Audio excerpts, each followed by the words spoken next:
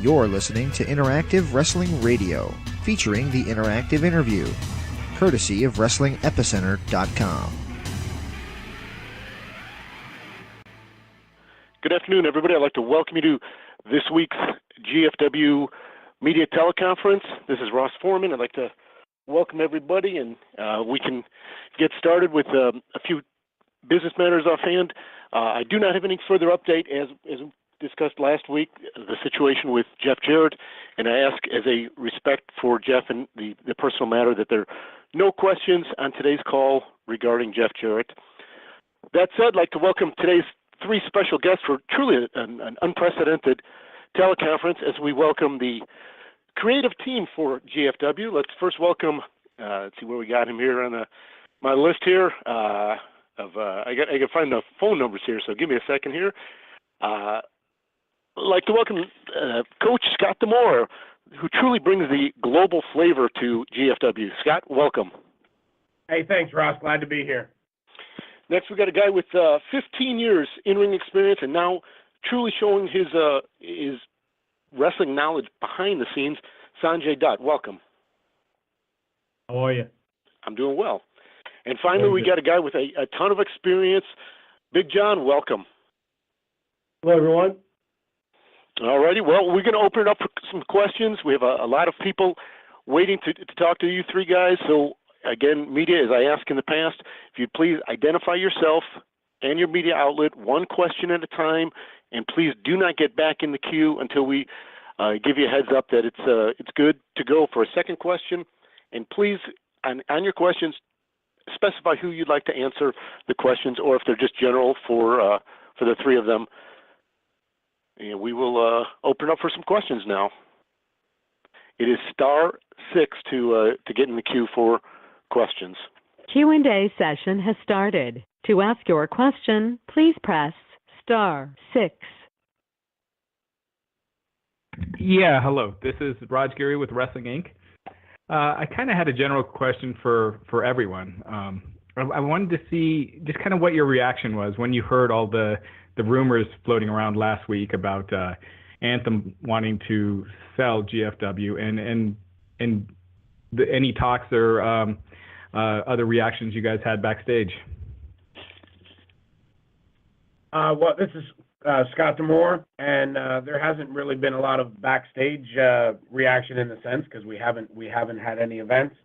But I think that Ed Norholm addressed those issues quite eloquently and pretty succinctly last week. So I think that kind of stands and tells you where Anthem is and that they're investing in key areas and we're moving forward. Yeah, I'll just add, I think that this is John, by the way, the demise of this promotion has been prophesized by a lot of people for many, many years. And, I get it. We're all in this business. And, having those stories out there generate page views and generate drama and controversy and all that stuff. But, as Scott said, I think Ed addressed that. We have a solid plan to move forward, and we're excited about our future.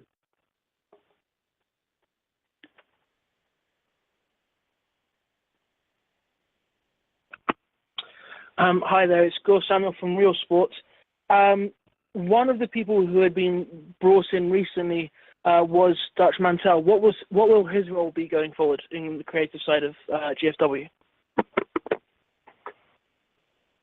Dutch Mantell will continue in his capacity. He's a great wealth of knowledge. He's been a member of this creative team since I rejoined earlier this year. He was a member of this creative team when I joined in 2003. And he will be part of the creative team in the meetings, contributing and doing what Dutch does best, which is use his decades of knowledge to help us steer this company in a forward direction and be forward thinking while still being mindful of what's worked and not worked in the past. Hello, it's Steve Herman from the Buzzards Wrestling Podcast. Got a question for all you guys. Twofold. I noticed today that it's 12 years today since the X Division triple threat between Samoa Joe, AJ Styles, Christopher Daniels. For me, still probably the best ever match in Impact Wrestling history. wondered if you agreed. If you don't, what do you think is? And also, are you confident that not just the X division, which has been a staple for Impact and for Global Force Wrestling now, are you confident that you can get back to those levels going forward? Hey, this is Sonjay. I tend to agree with the general consensus that's been one of the greatest matches of the history of this company. It showcased a different style of wrestling, and like you said, 12 years ago, they and everybody else in the X Division were doing that type of wrestling that now is, it's caught fire on the independent scene and beyond. And I think that now we have a great chance to kind of capitalize on the popularity of that style of wrestling nowadays. Yeah, and this is Scott. If you look at it, there's 3 members of this current creative staff that were part of the creative team in 2005 when that match and so many other great matches like that happened. So obviously we think fondly of that time. We think fondly of those guys, and we think that we've put a team together combining people from different backgrounds and different mindsets, and we are going to put out a great product moving forward, much like there's been throughout the years.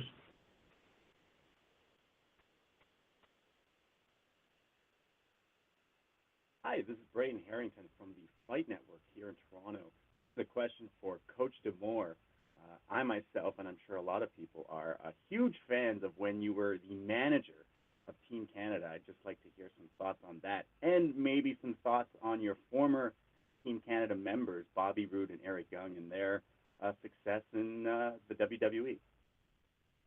Well, thank you, number one. I've always appreciated the time that we had as Team Canada. It was very personal to me because I handpicked those guys that I knew from the Ontario Independents, Border City Wrestling, and other places, and brought them here. I thought we had a good run. I thought it was a great platform to get young guys a chance to get on a national, international platform and showcase themselves and develop. It was one of the favorite times of my career. We all still remain friends to these days. I was just chatting with both Bobby and EY the other day because they were in Ontario doing NXT shows, and I think that both those guys deserve all the success that they've had, that they continue to get, and I wish them all the best in the future because as great a talents as they are, they're even better human beings, and as much as I've enjoyed working with them, I value their friendship even so much more because anyone who's ever interacted with them and really all the members of Team Canada, it was just a good group of good people. So I think Bobby Roode, God bless him, go there, take over the world, and EY is going to be right behind him. Coach and Sonjay, you want to address one of the former Team Canada members coming back, Petey Williams?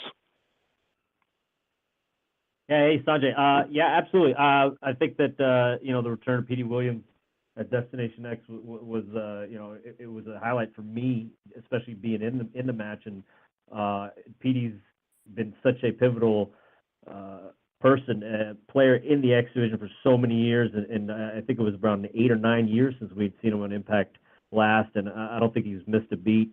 And there's going to be definitely more to see of Petey Williams coming in the future.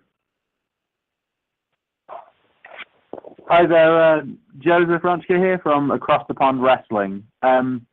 We've seen this year especially a lot of integration of and work with other companies like your work with Noah and AAA, and talents coming over like Ishimori and Elhihud Phantasma.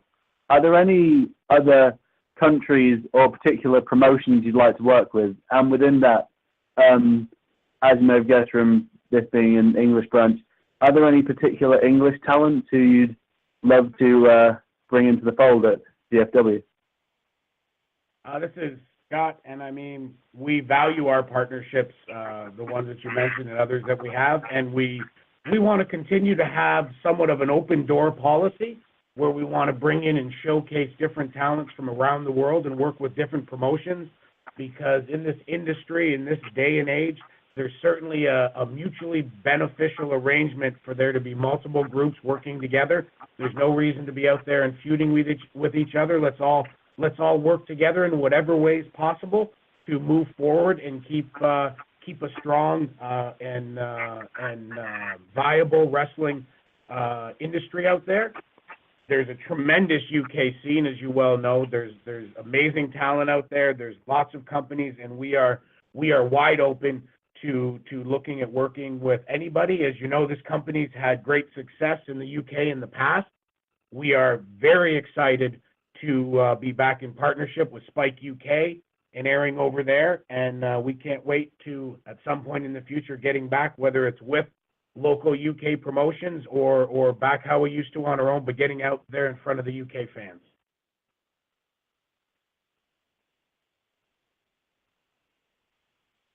Hi, guys. Ryan Bowman from thegorillaposition.com. This question is for all three of you guys.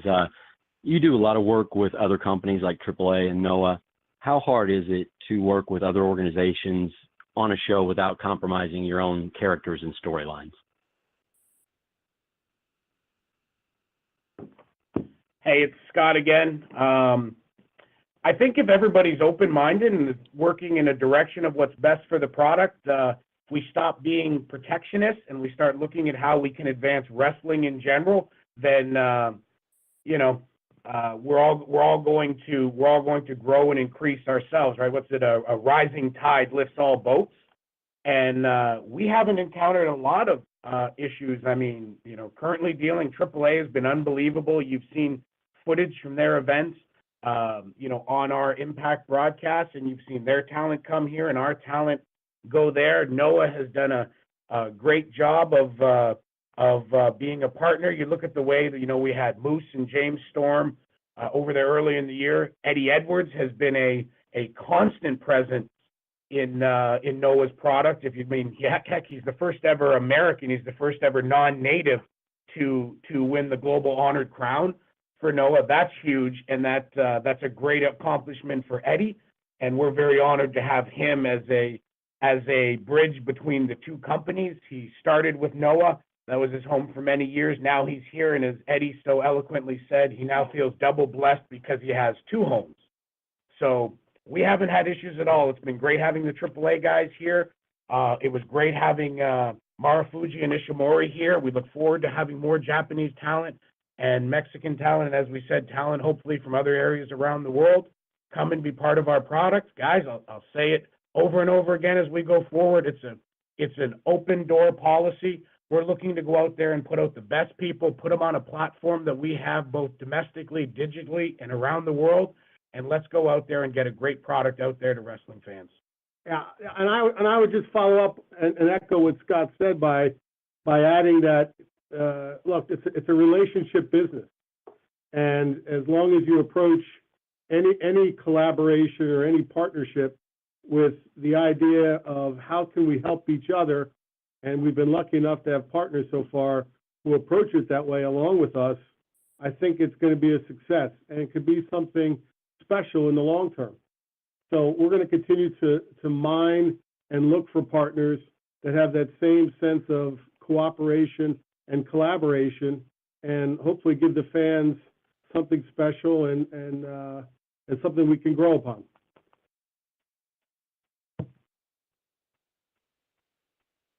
Hi, this is Nick Hausman with WrestleZone.com, and my question was actually for John. I think a lot of TNA fans have some familiarity of different eras with Scott and Sonjay in creative, but I've had a lot of people ask, between your time in TNA and WWE, what do you think are creative choices you've made that kind of best reflect what your influence is going to be on the creative team?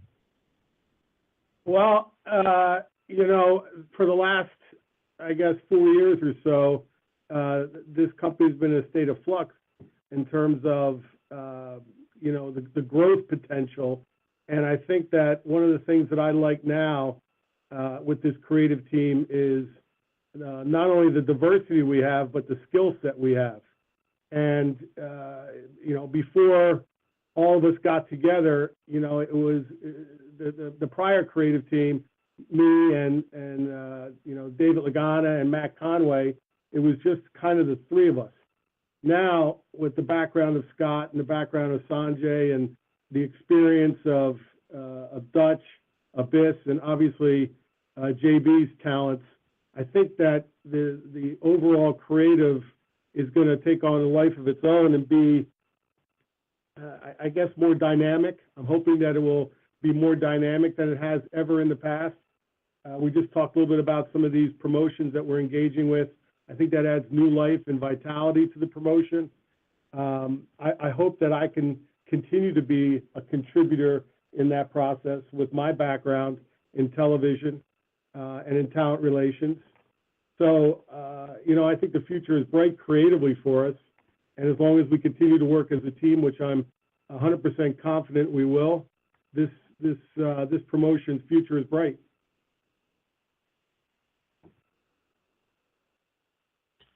Hey, gentlemen, it's Mike Johnson from PW Insider. How are you guys doing? Hello, Mike. My question is, I know you don't want to dwell on the Jarrett situation, but how are creative plans changing? How has the team changed? Are we starting from scratch again? It's been 8 months since Anthem took over the company. All we heard was the company was terrible. We need to make this company great again. And now the person who was in charge of creative when the company was allegedly terrible is back on creative again. Are we rebooting everything?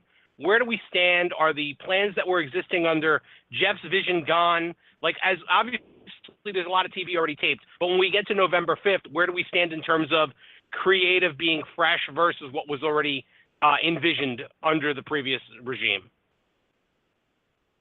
Hey, Mike, it's Scott Demore. I guess first and foremost, all of us here are here and assembled for this company. Jeff has tremendous strength, and Jeff has obviously over the years had tremendous creative vision. Otherwise, there wouldn't have been a TNA and there wouldn't be an Impact here today. So you talk about, his vision. This company will always have some of the fingerprints of Jeff Jarrett on it, and that's a good thing from our perspective. Sonjay and myself are two individuals who consider Jeff a mentor and a friend, and I think you're going to continue to see a product that evolves, as everything in this industry has to evolve and move forward. And we're going to go out there. Are we going to try some new things? Absolutely. But we're not sitting here. There's not a reset button. There isn't any of that. What we're going to go out there and do is we're going to come together as a group. And as John had said previously, we have all kinds of people from different backgrounds who love the wrestling business and care about this company and this product. And we are going to work together collaboratively to put out what we feel is a great, viable, and engaging product for wrestling fans. All right, so that didn't really answer my question. Like, the creative plans that existed before last week, are those scuttled or are they just being changed a little bit?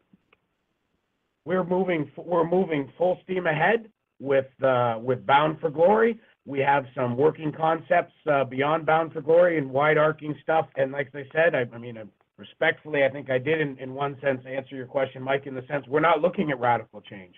We're looking at tackling this thing and continuing to put out a product that evolves and moves in a direction. Some things we try are going to work, and some things that we try, as historically in wrestling happens, don't work.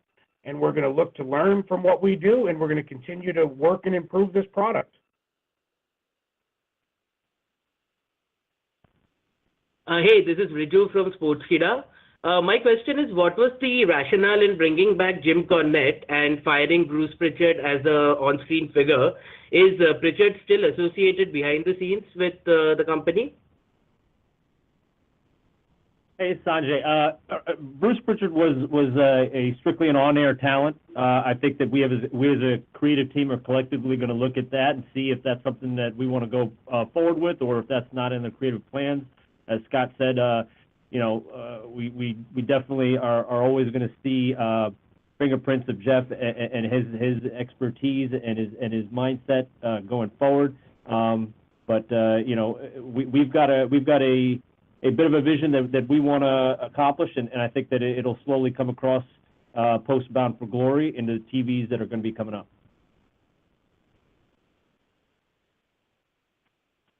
Hi, this is Jeremy Walker from Real Sport. There's been a lot of rumor in the last week or so about the GFW brand name being in jeopardy. Are you able to address that, please?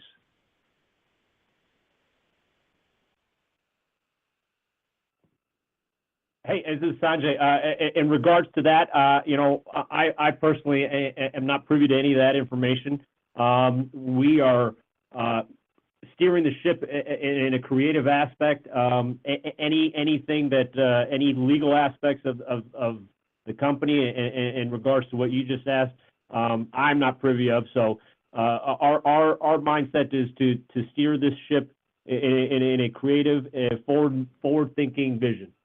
And I think, and this is John. I think that our job as creative is to come up with the best creative possible for this product, whether you call it GFW, whether you call it Impact, whether you call it Anthem, whatever you call it. We're going to try to come up with the best creative behind it. So we're not really focused on the letters or the name at this point. It's more of what's the meat on the bone.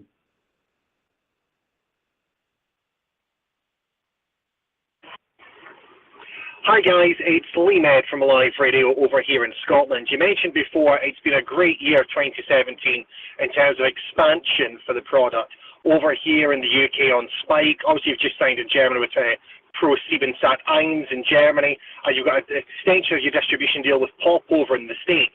But also the past couple of weeks we started to hear about the Global Wrestling Network. Should we expect to see more exclusive GFW product on the network? And how does the launch of the network affect over here in the UK something like the Total Access TNA app? Will that continue, or will it be absorbed into the new network? Hey guys, it's Scott. We're from our position on creative, that's really something that is out of our realm of any hands-on involvement. We are very excited about the Global Wrestling Network. It is launching here, and it has hundreds and hundreds of hours of our content. And one of the things is, as Ed Nordholm has said, and I think is out there pretty publicly, is we are going to look for opportunities to expand that network and include multiple products, both domestically, you look at some of the amazing independent wrestling that is out there in the American scene, the American independent scene. We're also going to look for an opportunity to showcase international promotions, whether they be from the UK or Europe or Asia or Middle East or Mexico or Canada or anywhere. We're going to help provide a platform where not only can the product be seen by more people using our large digital footprint as a company, but we're also going to look for an opportunity to help monetize that product for those promotions. So I think that that's one of the key components of the Global Wrestling Network. I think it's exciting. As someone who's a content generator in Canada, separate from my role here, I think it's amazing and intriguing concept, and exciting to see it roll out through the coming months and years.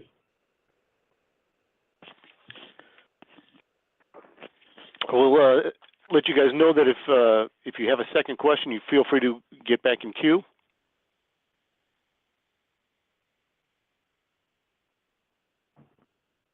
Yeah, this is Jim Barcelona with MiamiHerald.com. My question, just was curious if we know who will be leading the show, who will be in charge of the show once that time comes, and are there any plans to add anyone to creative side? Hey, Sonjay, I think right now we don't have any plans to add anybody to the creative side. I think as it's been said by John and Scott during this call that we've got a great team right now that kind of covers all facets and brings something different. Everybody's got their own special skill sets and experience to kind of craft the best show possible. So in regards to adding somebody, I don't see that in the near future.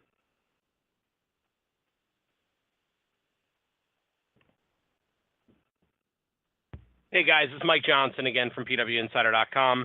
Wanted to ask about talent. What do the changes mean about for the talent rollover? You've had a lot of new talents that have been introduced in the last couple of months, some of whom have just started to be developed. You've got a couple of talents who've kind of disappeared by the wayside. Eddie Kingston is one who hasn't been seen a lot lately. There's been talk that Low-Key had a blow up with management prior to the changes and was done with the company with his deal expiring in October. I was wondering if you could touch upon those two talents and maybe give us insight into whether there's going to be any changeover with the roster as a result of the ripple effect of the creative team changes. Hey, Mike, it's Scott again. A roster in wrestling is always going to be fluid. We think there's been lots of great additions here this year. We're obviously going to look to continue to mine and find new talent to integrate into the product. Part of that process is going to be some talents falling off, and I can certainly say I was part of the process with Low Key as he finished up with us here for now at the last tapings, and I can certainly say it was far from a blow up. Shook hands, had a great time here. His words to me as we parted, and Sonjay was there with me, as he goes, guys, this run has been all positive and some of the most fun of my career. He came in here on a short-term contract. He fulfilled it. He did an amazing job as far as we're concerned, and the door remains open in the future when the time's right if both parties want to work together. That's one of the great things about the independent contractor relationship. It's one of the great things about the freedom that this business provides, and it's something that we think can be part of moving forward. Is maybe there doesn't have to be a roster of 40 people that stay the same from week to week to week. Guys come in, guys go. Also to cover off, you had mentioned Eddie Kingston. He was part of our gauntlet for the gold. Eddie's a guy who's been around a long time. Will Eddie be part of things moving forward? We don't know, because quite frankly, we're here and we're sitting to look at things going forward now, but he is certainly on the table as a talent who's been here and a talent who's available and has said that he's ready to show up and go to work. And we'll see what the future holds for him. He's, I'm not sure of his contract status, but he's been nothing but a class act in his time here, and we're just going to field the best team that we see fit to move forward.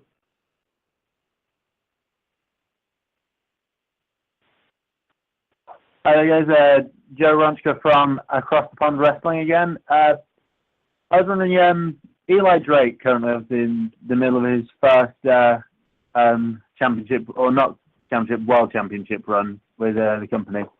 Are there any other young talents who you see as potential kind of future world championship material? Like, I personally think Desmond Xavier has what it takes, but I'd be interested to know what you three think. Hey, Sanjay, I think that that's kind of what we would like to create, where there's a whole roster of guys that have potential to carry that ball and be put in that position. And I think we've right now, like Desmond, your Desmond Xavier, your Matt Seidels, there's a ton of guys. The whole roster is full, and that's the kind of the goal, is to fulfill a roster that can be put in that position and be completely ready and willing and able to carry that ball. And I think that we did that with Eli Drake. And he's totally excelled. I think he's exceeded anybody's expectations on what he could accomplish and how he could come across and as a total star. And we're proud of him and basically representing the company. And he just was at the AAA tapings last month, and he's got some stuff coming up here in Japan with our partners in Noah. So we're real excited about giving the ball to a guy like Eli Drake.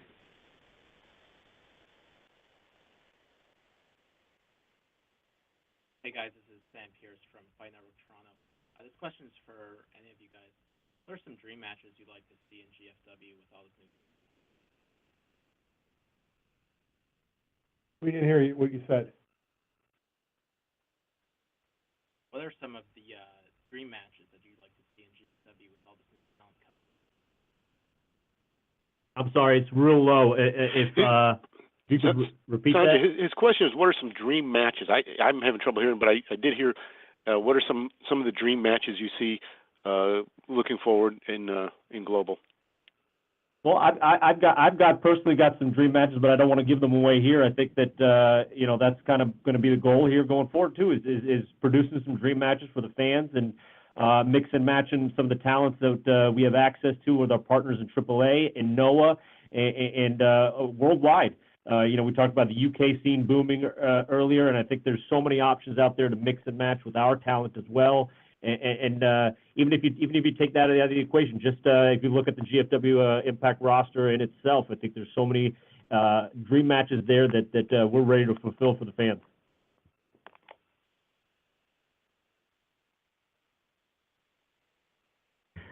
Hi, my question's for everyone, and I'm sorry if you had gotten to this, but there had been rumors that Alberto El Patron was figured into plans for Bound for Glory, and I was just wondering if he's figured into your current creative plans for Bound for Glory and going forward. Yes. Yes. We have plans for Alberto. We're excited that he's going to be coming back at Bound for Glory. We're excited about the future for Alberto. He's an amazing talent, and as a creative group, we're real excited to come up with some real cool scenarios and stories for him in the upcoming months.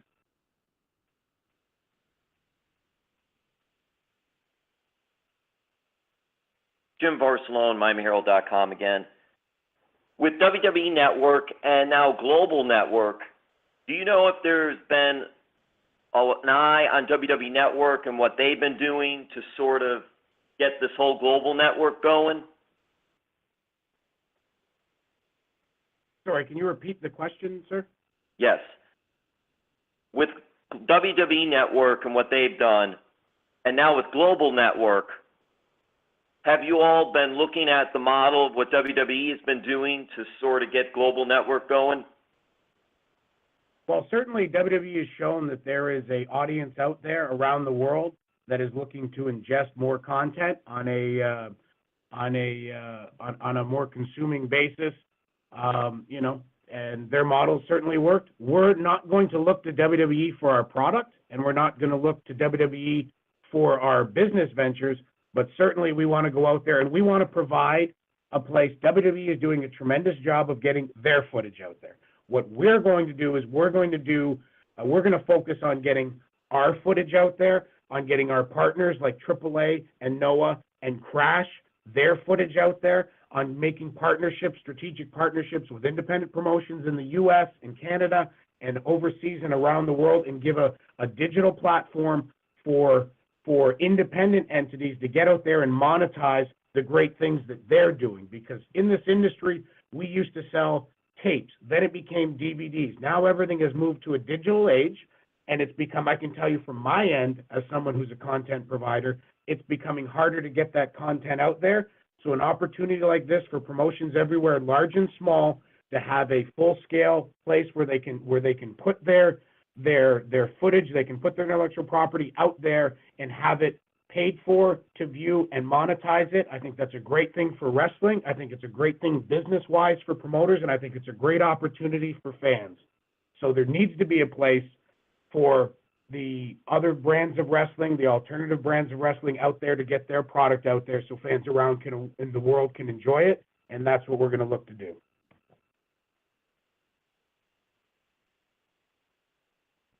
Hey, this is Riju from Sportskeeda again. Is there any truth to the rumor that Rey Mysterio was supposed to be a part of Bound for Glory? Thank you. Not that I'm aware of. I'm sure that we brought up a number of people in conversations that, we'd love to have as a part of what we're doing here. Ray's one of the greatest wrestlers of his generation. So, if the opportunity ever presented itself for Ray to be available, we'd jump at the opportunity. But there's nothing concrete that was ever set in stone with Ray, no.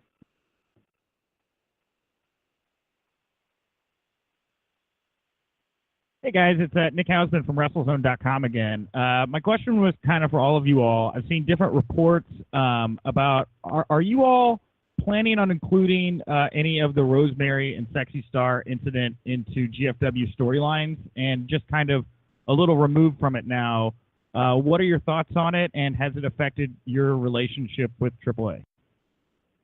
Hey, it's Sonjay. No, we don't plan on addressing that any further on the television show. As far as the incident that occurred, it was a unfortunate incident, and I'd like to report that Rosemary is fine. She's healed up. She's ready to go. She'll be returning to action this weekend. So all is good on that front. I think that both parties, it was a strenuous night involved in that incident, but everything is good to go on the relationship between the two companies. We have time for a few more questions. So if you have another question, feel free to get back in queue. Hey guys, it's Mike Johnson from PW Insider again. I got a question for Sonjay. You've had a chance to work in a production capacity with GFW and now Impact. This is the first time that I recall you're officially on a creative team. Talk about the change in responsibilities for that role, what you expect, because now you're in a position where no matter what decisions are made, there's going to be heat coming from some aspect of the business, and maybe what you kind of hope to bring to Impact creatively from a contemporary sense that maybe the company hasn't been able to hit or achieve previously. Dating back, 5 years ago, I'd say a little longer than that, Jeff kind of transitioned me into this role, and I was on the creative team for Rinka King, and, we shot a pilot for the Speed Network and whatnot. So, this is a ongoing process for me personally, and to transition to a role like this. We did the AMP stuff. I started here on the team in March. I'm excited. I'm a realist. I'm very realistic of my career and my age and how long I've been working. I'm coming up on 18 years of in-ring action. I've got a family. I've got 2 kids. So this transition is perfect for me personally, and I think that I can contribute, and I have, and just from a different aspect, a different viewpoint. I'm a 35-year-old active pro wrestler that's on the scene internationally. I kind of have a tune to the ground. I know what's going on. I'm kind of connected to all facets of the business. So I'm hoping to bring that to the table here. Something that with Scott and John, I just not being active wrestlers on the scene, I think I can contribute that to the team and kind of move forward. I'm excited. I really am, and I love the challenge of it all. 5 years ago, transition to something like this, and this is the highest profile position, I guess you could say. But I'm excited for the future. I really am.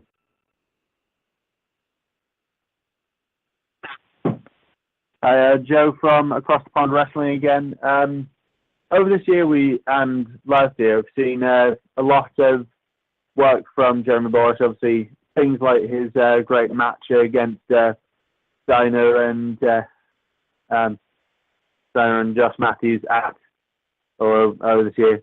And also, he did some interesting work over this year with your partner, The Crash, where he filmed some matches using drones.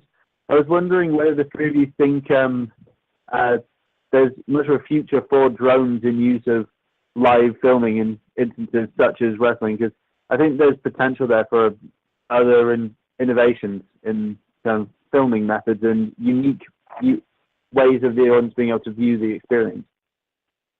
Hey, it's Sonjay. I'll say this much. I think that Jeremy is a definite trendsetter when it comes to the production aspect of things, and I think that this Thursday on the show, Thursday night on Pop, you'll see a lot of footage from the Crash show in Tijuana that just happened last week with OVE and LAX, and Jeremy Borash was down there.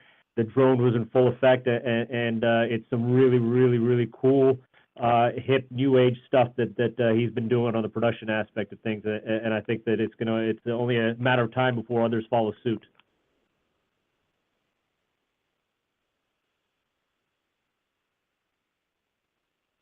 Yeah, Jim Barcelone again. GFW has been working with Bobby Lashley, of course, and American Top Team. And Impact in the past has worked with MMA. Are there more plans moving forward to continue this with American Top Team and with MMA? And if you could talk about the crossover appeal in doing something like that. This is John. So, our experience with Dan Lambert and America's Top Team has been extraordinary. And I think that we would be foolish if we decided that this was going to be it with America's Top Team and with Dan. I mean, the guy is super talented. He's super excited to be a part of this. And, we've enjoyed this partnership.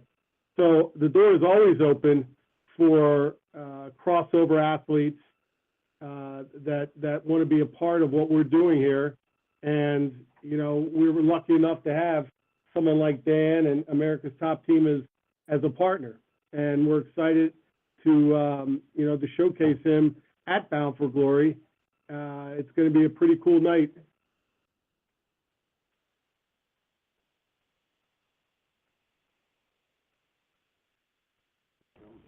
Hey, Riju from Sportskeeda again. So this is a question for Sonjay. So I interviewed Trevor Lee the other day, and he said that he's not really an X Division superstar, but a superstar in the X Division. Now, with the kind of athleticism that somebody like Johnny Impact brings in, do you see a distinction between the heavyweight division and the X Division anymore? Thank you. Yeah, I think that there's always going to be divisions in pro wrestling. There's always going to be different belts for every division, but I think it's an archaic idea to think that a guy could not transcend one division to the other division. And I think that, if you've been watching our show, you've had Matt Sydal beat a guy like Bobby Lashley. It's just stuff like that is something that we're trying to hit. Like I said earlier, the goal is to have an entire roster of talent that you can slot in a role to carry a company, and that's the goal right now. We'll go to Ryan here for the final question tonight. Hey guys, Ryan Bowman from thegorillaposition.com again. Once again, for all three of you, you're heading into the biggest show of the year for GFW, Bound for Glory, traditionally the crown jewel of the company. How important is it for you guys to just seize this opportunity now and make a statement to kind of quiet some of the rumors and innuendo and maybe quiet the critics a little bit? Hey, Sonjay, I think that obviously that's important, but I think if you take all that out of the equation, I think that the goal is still every single time we go out there to deliver the best show possible. No matter what's going on backstage, no matter who's heading what, the goal is always to provide the best show possible, especially when we're going into a night like Bound for Glory. And I personally, I was on the first Bound for Glory pay-per-view in the first match, and coming all these years later in this new position, I think that the goal is always to go out there and give the absolute best show possible. Well, I want to thank everybody for calling in today, and we're going to give some final thoughts. Big John, what's the final thought for today? Well, the final thought would be that there's a big night coming up in Bound for Glory. We have an amazing creative staff here with Sonjay and Scott, with Abyss and Dutch and JB, and the future is really bright here, and we can't wait to get back to work and show you guys some of the best wrestlers in the world, some of the best production team in the world, and to knock it out of the park. Sonjay, how about from you? I'll just second that. I think that the goal is exactly what John said. We're heading into the biggest show of the year. We just want everybody out there to I'm not trying to kid anybody that there are some lost viewers, but there's a different day and there's a different vision, and we'd love everybody to give it a shot. And I think that you'll come out extremely happy. And don't forget Pop TV as well every Thursday. Coach D'Amore? Excited to go out there and do what we've done historically quite often, which is give people their money's worth and more as part of Bound for Glory, and really drive home with a bang our 2017 year, I'll say it. Then very excited to work with everybody here, both on the creative team and the entire staff here, about getting ready and having 2018 be a tremendous year of moving forward, growing, both in our existing platforms and also with the launch of a global wrestling network. Very excited about the opportunities that new avenue is going to open up for us, for our international partners, and for content providers, like I've said over and over again, both domestically and abroad. It's a new era, it's a new age to go out there, and we're going to go out there and provide a place for alternative wrestling to get out there. We're going to give the platform, put the product up there, and give wrestling fans what they want, which is a variety of different forms and styles of wrestling, all with one home. Perfect. Scott, Sonjay, Big John, you guys can go back to the conference room. We all appreciate your time very much, and we'll talk to media. We'll talk to you guys next week with another media teleconference. Thank you. Thank you, guys. Goodbye.